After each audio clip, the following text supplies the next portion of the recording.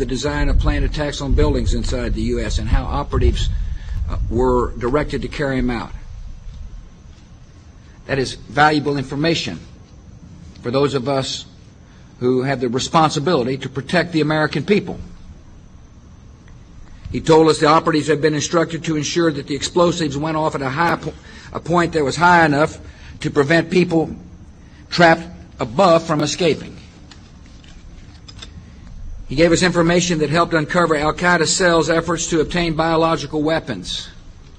This is Building 7, a 47-story skyscraper that fell on the afternoon of September 11th. The government says that fire brought it down. However, 1,500 architects and engineers concluded it was a controlled demolition. Over 6,000 of my fellow service members have given their lives. And thousands of my fellow first responders are dying. I'm not a conspiracy theorist. I'm a structural engineer. I'm a New York City correction officer. I'm an Air Force pilot. I'm a father who lost his son. We're Americans, and we deserve... I lost my husband. My son. My uncle. My nephew. September 11th, 2001. Most people don't know a third tower fell that day. The government says fire brought it down. The collapse of World Trade Center 7 was primarily due to fires.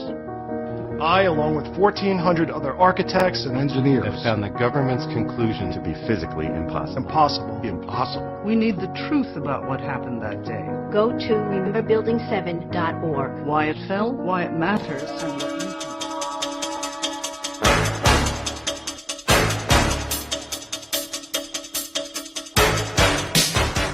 The name Amenemhat means Amen is the head. Besides Pharaoh Amenemhat and biblical Abraham living in the same place at the same time, is there any other evidence connecting biblical Abraham to Pharaoh Amenemhat I? According to Egyptian history, Pharaoh Amenemhat I was not of royal blood, and his family origin is unknown. Egyptology experts believe he seized the throne of Egypt after murdering Pharaoh Mentuhotep.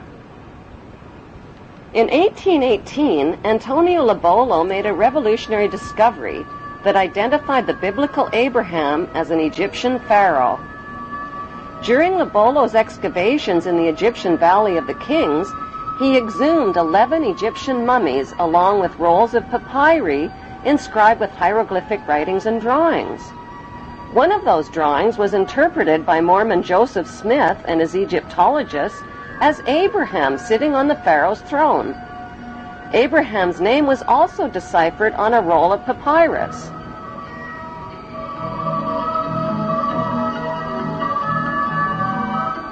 Joseph Smith published his controversial findings in the Book of Abraham in 1842 and was murdered 2 years later. Today, the only Egyptian pyramid tomb forbidden to the public is the tomb of Pharaoh Amenemhat I, who many researchers now believe is the biblical Abraham. Why have Egyptologists never found the remains of Pharaoh Amenemhat I or of biblical Abraham?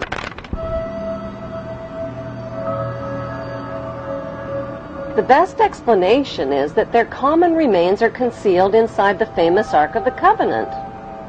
The Hollywood movie Raiders of the Lost Ark was about the search for the lost Ark of the Covenant.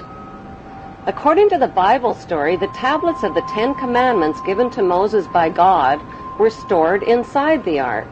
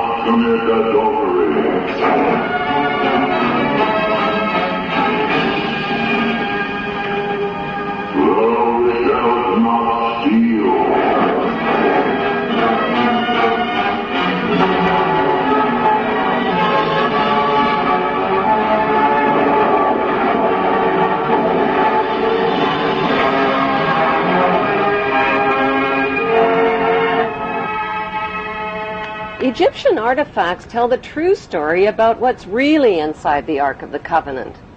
The Ark of the Covenant is, in fact, an Egyptian canopic chest, where the dried organs of royal kings and pharaohs were stored, not the Ten Commandments.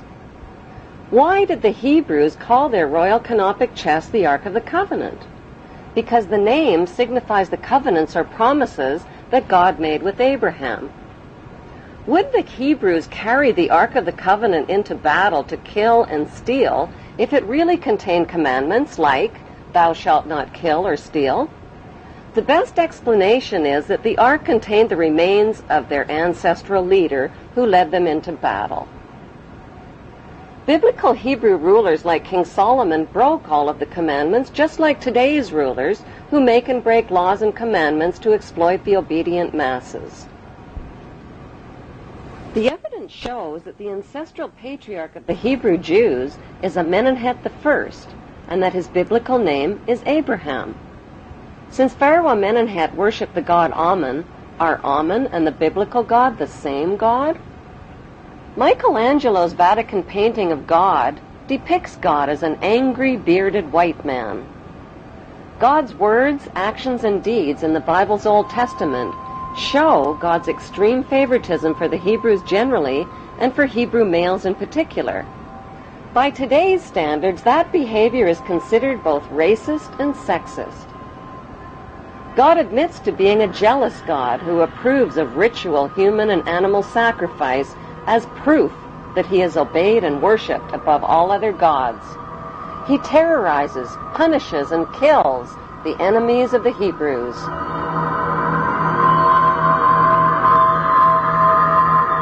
He uses his godly power to kill Egyptian children and spread plagues, famines, pestilence, and darkness. He magically turns staffs into deadly venomous snakes and turns the Nile River into blood. Like the biblical God, the god Amun-Ra also turns the Nile River into blood in the Egyptian myth of Hathor. The Bible God's opinion of humanity is that all human beings are sinful children who are all born into sin.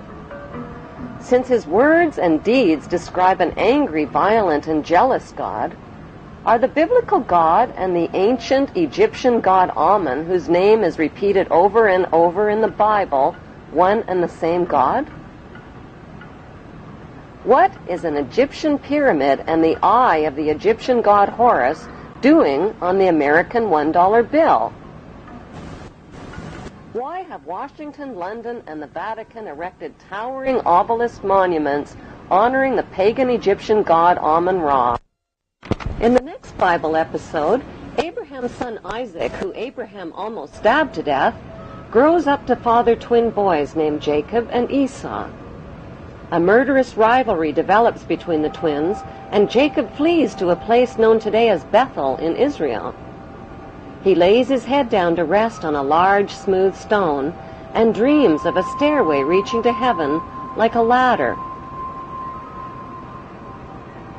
The stairway in Jacob's dream describes the step pyramids built by Egyptian pharaohs like ladders reaching to heaven. The symbolic stone where the Hebrew Jacob laid his head thousands of years ago in Bethel is alternately called the Stone of Jacob, the Stone of Destiny, and the Stone of Scone. Today, the symbolic stone can be found underneath the British throne chair on top of the symbolic step pyramid where the Queen and other British monarchs have been crowned. The battered oak coronation throne, on which every English monarch has been crowned, is built over the Stone of Scone. As the Bible story continues, God promises Jacob that a nation and a company of nations shall come from him, and kings will spring from him. Jacob marries 2 of his girl cousins and fathers 12 sons. As Jacob ages, Joseph becomes his favorite son, and Dan becomes his venomous son.